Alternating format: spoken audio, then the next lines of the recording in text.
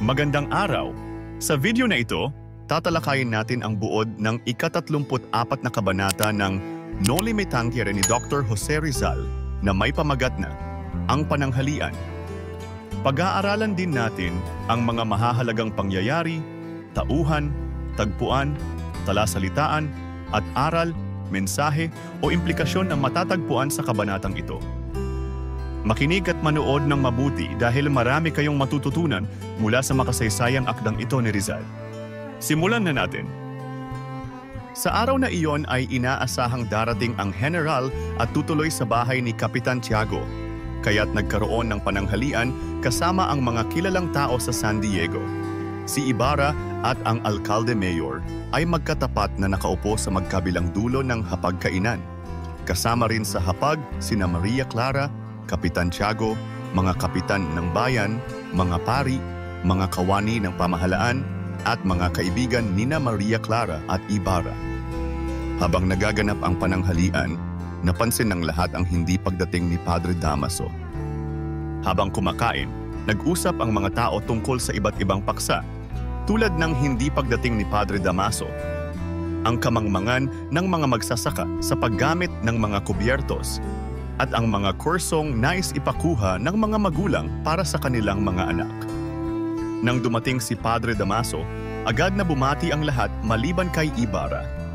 Habang inihahain ang serbesa, sinimulan ni Padre Damaso ang kanyang patutsada laban kay Ibarra, lalo na sa usapin ng pagkamatay ng ama ng binata. Tila sinasadya ng pari na galitin si Ibarra, kaya't umabot sa puntong muntik ng saksakin ni Ibarra si Padre Damaso. Mabuti na lamang at pinigilan siya ni Maria Clara, kaya't bumalik ang kahinahunan ni Ibarra at siya ay umalis na lamang. Dumako naman tayo sa mga mahahalagang pangyayari sa kabanatang ito. Nagkaroon ng pananghalian sa bahay ni Kapitan Tiago kung saan dumalo ang mga kilalang tao sa San Diego. Dumating si Padre Damaso sa kalagitnaan ng pananghalian at agad na nagsimula ng kanyang mga patutsada laban kay Ibarra. Inungkat ni Padre Damaso ang tungkol sa pagkamatay ng ama ni Ibarra na nagdulot ng galit sa binata. Muntik nang saksakin ni Ibarra si Padre Damaso, ngunit pinigilan siya ni Maria Clara, kaya't naibalik ang kanyang kahinahunan. Umalis si Ibarra mula sa pananghalian upang maiwasan ang karagdagang eskandalo. Mga mahahalagang tauhan, Crisostomo Ibarra, ang pangunahing tauhan na nagtitimpi sa mga patutsada ni Padre Damaso tungkol sa pagkamatay ng kanyang ama. Alkalde Mayor, isang opisyal ng bayan na nasa kabilang dulo ng hapagkainan at nagtatangkang baguhin ang paksa ng usapan upang maiwasan ang tensyon. Maria Clara, kasama sa pananghalian at siyang pumigil kay Ibarra nang muntik na nitong saksakin si Padre Damaso.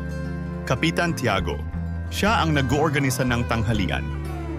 Alperes, Teniente at Escribano, sila ang iba pang mga bisita sa tanghalian. Padre Damaso, isang pari na patuloy na iniinsulto si Ibarra at ginamit ang pagkakataon upang ungkatin ang tungkol sa pagkamatay ng ama ni Ibarra. Dumako naman tayo sa tagpuan ng kabanata. Ang tagpuan ng kabanata ay sa bahay ni Kapitan Tiago. Ngayon naman ay talakayin natin ang mga talasalitaan sa kabanatang ito. Patutsada, mga pahayag na may layuning manakit o manuligsa ng damdamin ng iba. Hapagkainan, mesa o lugar kung saan nagsasalo-salo ang mga tao sa pagkain. Eskriba, isang taong nagsusulat o tagapagtala, karaniwang ginagamit sa konteksto ng gobyerno o simbahan. Tensyon, isang situation ng pagkakairita o pag-aaway na nagdudulot ng pagkabahala o stress.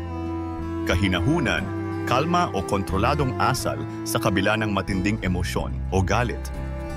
At ngayon ay alamin naman natin ang ilan sa mga aral, mensahe o implikasyon na ipinakita sa nobela. Ang pagkakaroon ng pagpipigil sa sarili ay mahalaga, lalo na sa mga sitwasyong puno ng galit o tensyon. Ipinakita ni Ibarra na sa kabila ng kanyang matinding galit, pinili niyang magpigil upang maiwasan ang eskandalo na isang tanda ng matalinong pagpapasya. Ang mapanirang salita ay may kakayahang magdulot ng malalim na sugat sa damdamin ng iba. Ang patutsada ni Padre Damaso, ay isang halimbawa ng kung paano ang mga salita ay maaaring mag-udyok ng karahasan o galit. Ang pagpapatawad at pagkontrol sa emosyon ay mahalagang aspeto ng isang mahinahong pagkatao. Sa pamamagitan ng pagpigil ni Maria Clara kay Ibarra, ipinakita niya ang kahalagahan ng pagkontrol sa mga negatibong emosyon upang maiwasan ang mga hindi kanais-nais na pangyayari. Ang pagpapahalaga sa karangalan ng pamilya ay isang mahalagang tema sa kabanatang ito. Si Ibarra ay nagalit hindi lamang dahil sa pang-iinsulto ni Padre Damaso, kundi dahil sa paglapastangan sa alaala ng kanyang yumaong ama. Ang kabanatang ito ay nagpapakita ng kapangyarihan ng kababaihan sa loob ng isang patriarkal na lipunan. Sa kabila ng pagiging tahimik at nasa gilid lamang, si Maria Clara ay may kakayahang impluwensyahan ang mga desisyon ng isang makapangyarihang lalaki tulad ni Ibarra na nagpapakita ng kanyang mahalagang papel sa mga kaganapan. At diyan nagtatapos ang ika-34 na kabanata ng Noli Me Tangere, ang pananghalian. Ano ang natutunan mo sa kabanatang ito? I-comment mo na ang iyong sagot. Inaanyayahan ka din namin na i-like, subscribe, at i-click ang notification bell para lagi kang updated sa mga susunod naming videos. Hanggang sa muli, maraming salamat sa panonood.